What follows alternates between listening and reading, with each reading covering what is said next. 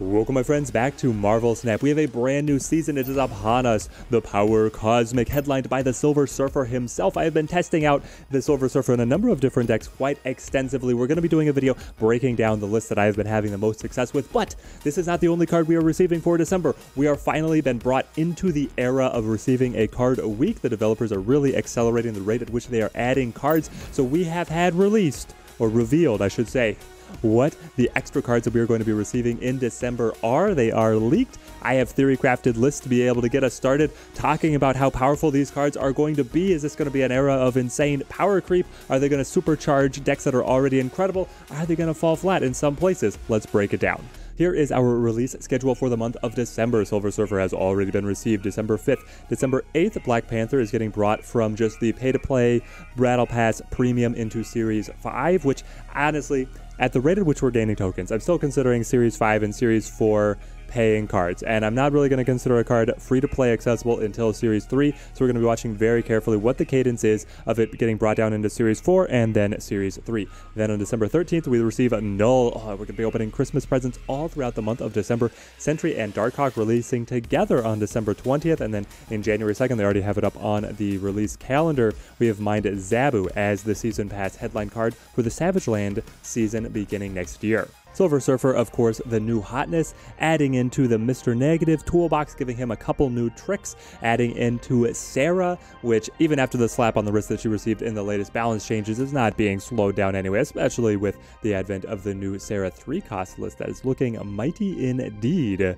Then we have the Black Panther. As I said, this is where we're going to watch very carefully what the cadence is of bringing cards down from Battle Pass Premium, Series 5, Series 4, Series 3, because I'm hoping that is a monthly. That next month he's going to be Series 4, and the month after that he's going to be Series 3. That gives us a good expectation of the patience that you need as a free-to-play player to be able to get the new cards into your collection. Anything slower than that, honestly, I'm going to be a little bit disappointed, especially with the rate at which they're going to be inflating these new series that they have introduced with all of these cards weekly.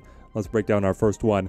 Knull. Oh my gosh, what a card. 6-0 ongoing, has the combined power of all cards destroyed this game. So it's not abilities, it's not super scroll, but for destroyed things, it's their power. He is Venom, but in a slightly different way. Venom is able to maintain the power of all the cards onto his own body. He destroys them. Hopefully you're getting extra benefits there as well. Knull just gets played, and then he's going to be able to maintain all of this power as well. He looks like a huge finisher for the Death deck. Oh my gosh. Now there's going to be some clarifications that we might need around Knull, because we have the precedent of, say, Apocalypse in the discard, which is an analog to destruction. You discard Apocalypse, but then he returns to hand. He's not actually counted as discarded, and so stuff like Ghost Rider and Hela will not resummon him. Now, when you have a card like, say, Deadpool or Sabretooth, they have tags of getting returned to hand when they are destroyed. Does Knull take their destroyed power and add it to himself, or because these cards were not left in the graveyard but returned to hand, is there a different interaction? We're going to have to clarify, but he has some... Deathwave is already looking like an incredible list. Let's pull up our list that we are theory crafting with. Calling this list Death Knull. Maybe we should call it For Whom the Bell Knolls. Workshop it with me down in the comments.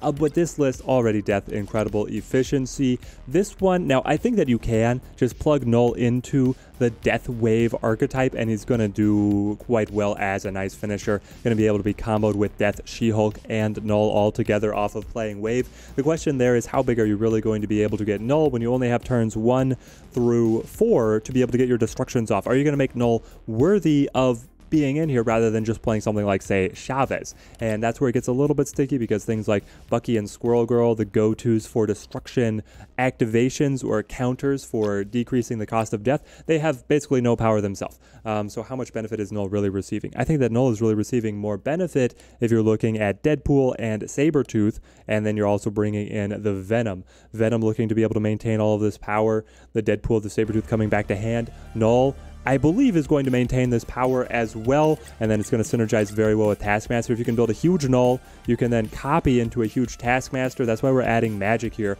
to be able to extend our game length. Really either build an enormous Venom, which can copy with the Taskmaster, or an enormous Knull, also copy with the Taskmaster. Give us the extra time to be able to set up the enormous Death, These pinnacle 4 cards could be all that you have standing at the end of the game. Obviously incredibly susceptible to Shang-Chi in that instance, but with 4 of these huge finishers, Shang-Chi can only clear 1 lane. You should be able to win the other 2. Out of this series, 5 cards, I don't really know who I am most terrified of, if it's Galactus or if it's going to be Knull, because I think that both of them are going to be insane, and they're both just adding to the momentum of this Deathwave deck that is steamrolling people right now.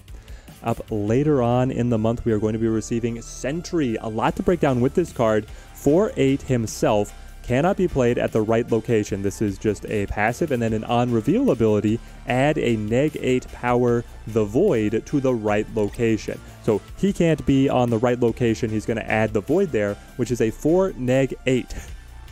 They've gone through a lot of testing and iterations with the Sentry. The Sentry in an early version was spawning the Void across from him on your opponent's side of the board, and Sentry was just enormous, but then the Void was like a powerful card that they could utilize as well. But this way, you actually have a -8 power card that you have to find some way to be able to deal with. Otherwise, the Sentry is kind of a wasted play. Hello again. Now here's the thing with the Sentry. At the 4/8 stat line, that's just tempo. That's not putting him ahead of any of the other 4-cost cards that we could be playing instead. So we have to find a productive use of the Void to make playing Sentry reasonable. And right now, there's not that many great uses for the Void. I don't know where the Sentry is really going to end up landing, but I do have a theorycraft for us here. Have some Void. This is basically just stapling.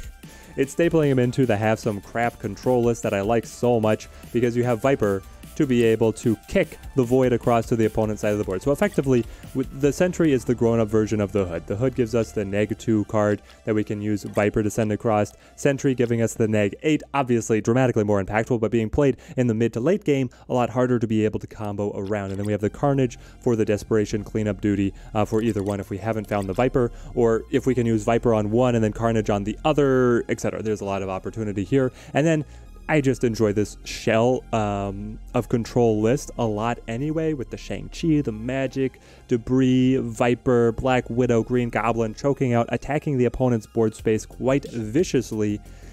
It does potentially have the backfire effect of if we play Sentry and then have the Void out there, it's going to be harder to set up the situation where the Viper can send the Void across. Gonna have to do a lot of playtesting around Sentry once we acquire him to see where he's really gonna fit in.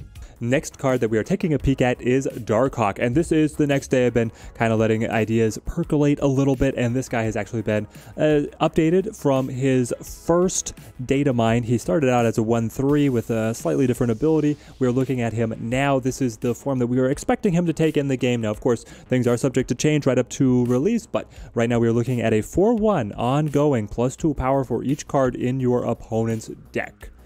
Ooh, this guy is a big investment, but is this the key to finally making Rockslide viable? He just might be. I give you Darkhawk, and I have been really waiting for a great deck to be able to bring Rockslide into the game in a viable way. He's not been very popular for good reason. He's never been very solid before. A 4/6 on reveal, shuffle 2 rocks into your opponent's deck. The previous line of play with Rockslide was not a very solid one, as I've said before, but you would be playing Rockslide and core, give the opponent junk in the deck, and then play something like Maximus and Ronin so that they draw the junk, and then you capitalize upon them having just a large hand size. It didn't pay off very well, except for the brief blip of time where Ronin was explicitly overpowered, and then they immediately reverted him so that now Ronin has disappeared from the meta once again. But Rockslide, putting cards into the opponent's deck, Black Widow, preventing them from being able to draw, so maintaining a card in the opponent's deck, and Korg adding a card into the opponent's deck could legitimately establish Darkhawk as a lane-winning carry. Over the normal course of a game, you're starting out with the 3 cards, you're drawing your 4th, and then you're going to draw 5 more cards, taking you up to 9 3 cards in deck. So 3 cards in deck is the baseline with no draw effects or other addition effects. That puts Darkhawk at the 4-7 stat line, 1 point below tempo. As soon as you add a single card into the opponent's deck, then you are above and beyond what you would expect to be able to make out of 4 energy. So we're turning Rockslide here into 410 stat line efficiency if we've developed the Darkhawk. The Korg is looking really good at a 1-4. The Black Widow is looking a lot better as a 2-3. And we are here stapling Darkhawk into the bounce shell that I've enjoyed so much, with the ability of Falcon and Beast to get multiple activations of Korg and Black Widow. That could really see Darkhawk be able to pop off. Now, it is a significant investment. It gets bound up on Darkhawk and Rockslide being the same cost, and coming in here on these mid-game cost, this deck wants to combo cards and constantly be recycling and replaying.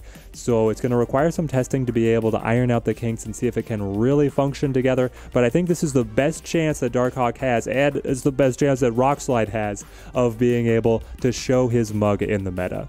Before I hand you back to yesterday's Teddy for our closing remarks, I do want to call out that Knull, I previously had commented, I don't know which card I'm more scared of, Knull or Galactus. Well, frankly, they both play together. I've not yet really gotten my mind wrapped around playing the Series 5 together because they've just been so rare. But Knull is taking the combined power of all cards destroyed, not just your cards destroyed. So, Galactus, Shang-Chi, maybe even Yondu is going to be adding even more power onto Knull, and this card, I am terrified of what he is going to bring in and how much power he is going to add to the already dominant Deathwave deck. And that, along with, of course, the new locations that are going to be added, is going to be our month of December. Whoa. It's really going to be important to watch how these cards start sliding into the more accessible Series 3 to better understand what the cadence of card collection is going to look like for the game long term. Now, we're going to cover Zabu just for the sake of completeness because he has been released. We're going to talk about looking just a glimpse into January. But let me know in the comments, have I missed a potential insane combo for any of these cards? I guess especially around Sentry. Sentry I'm feeling like is going to be the flat one, and then the predictions on Knull, the interactions with Deathwave, and then the potential insane power of Darkhawk is going to be very fun to test around with. Now let's take a peek at Zabu. So I have already looked at this card. It's still in the same state. 3-2 ongoing. Your 4-cost cards cost 2 less. Can't wait to be able to run a list with all of these 4-cost cards that Zabu is potentially bringing way down. You could also run Mystique to be able to duplicate the effect, so then suddenly your 4-cost cards are only 1 cost. It might be a bit of a one-hit wonder list, but energy cheats are the way to win the game. This Sarah, Psylocke, all of these show, and even Electro right now is starting to have a little bit of a renaissance or a resurgence. He was seen as the weakest energy cheat for a while, but now the ramp list with either Destroyer or Galactus is actually punching into the meta. So adding a new energy cheat, I think that Zabu is going to be within the meta. If you guys enjoy these news style breakdown videos, then leave a like on the video. Also, all of my theory crafting lists are linked down in the description if you want to be able to tinker around with them or just grab them as soon as you start adding these cards to your collection. Until next time, thank you guys for watching. Keep on snapping.